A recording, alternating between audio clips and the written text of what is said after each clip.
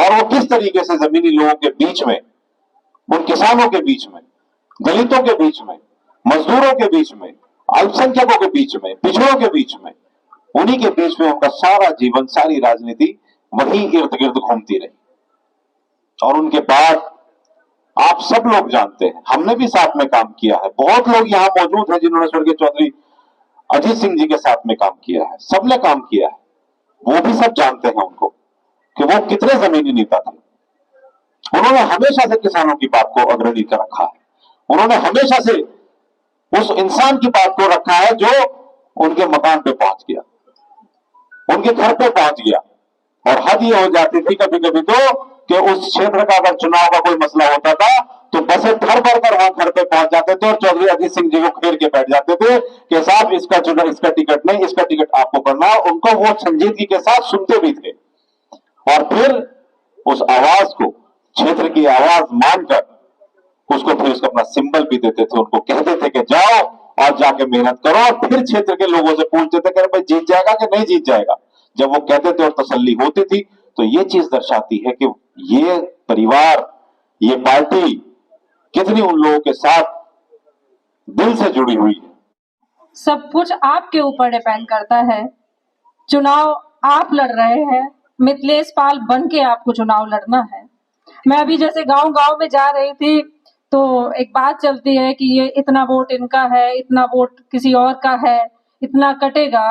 तो मैं एक चीज कहना चाहूंगी राष्ट्रीय लोकदल के कार्यकर्ता के लिए कि जो शाखों से टूट जाए वो पत्ते नहीं है, हम आंधियों से कह दो जरा औकात में रहे। ये राष्ट्रीय लोकदल के कार्यकर्ता की पहचान है कि वो जल्दी से बटता नहीं है।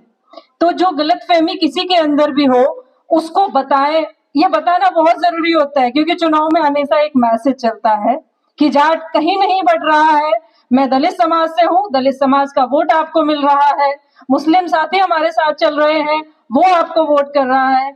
तो आपकी पार्टी, आपका एनडीए का प्रत्याशी जो मिथिलेश पाल जी है, आपकी बहन है, वो जीत रही है और आपकी आपको उनकी जीत को सिर्फ बढ़ाना है और आपको सिर्फ वोट परसेंटेज बढ़ाना है जो बहुत जरूरी है।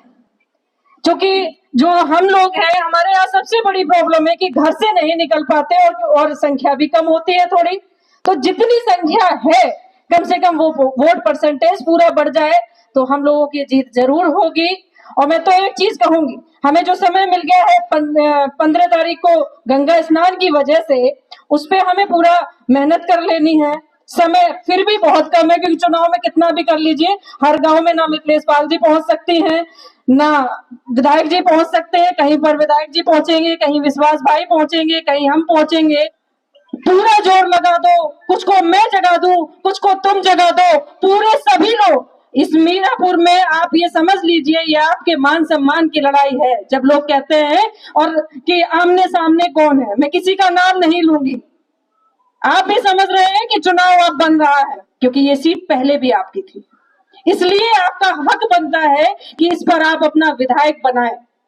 एज ए बेटी आपके बीच में आई हूं तो बेटियों को तो मुझे नहीं लगता कोई चौधरी समाज क्या कि कोई भी समाज खाली हाथ भेजता है। तो 20 तारीख को आप वोट जरूर डालिएगा, सभी को समझा दीजिए, एक भी वोट बेकार नहीं होनी चाहिए। क्योंकि राठी जी आपके क्षेत्र के हैं, रोज आप लोगों के बीच में रहे, तो मैं अपना ही परिचय दे दूं। मैं मवाना ब्लॉक से जो है लोकदल से जिला पंचायत मेंबर है और इसी कड़ी में हम भी, आतिर भाई भी, संगीता बहन जी और विधायक जी भी इसी कड़ी में यहाँ पे सब लोग आए हुए हैं। और ये बात बता दूं, एक तो सबसे अच्छी बात ये हुई आप लोगों के लिए कि ये चुनाव जो 1 हफ्ते पीछे चला गया, क्योंकि इसमें समस्या क्या थी, कुछ लोग गंगा स्नान पे रहते और हम लोगों की लगभग 15,000 वोट वो गंगा स्नान की वजह से कम ढलती।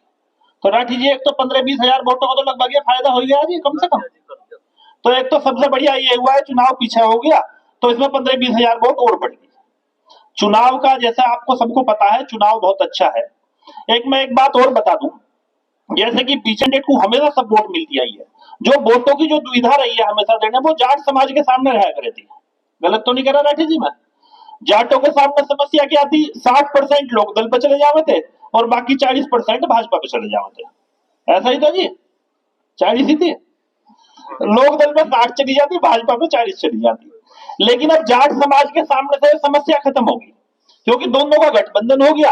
तो हमें तो वोट देने में यो ही नहीं सोचना भाई, जब गठबंधन है तो सब कुछ 100 के 100% वोट, भाई उसे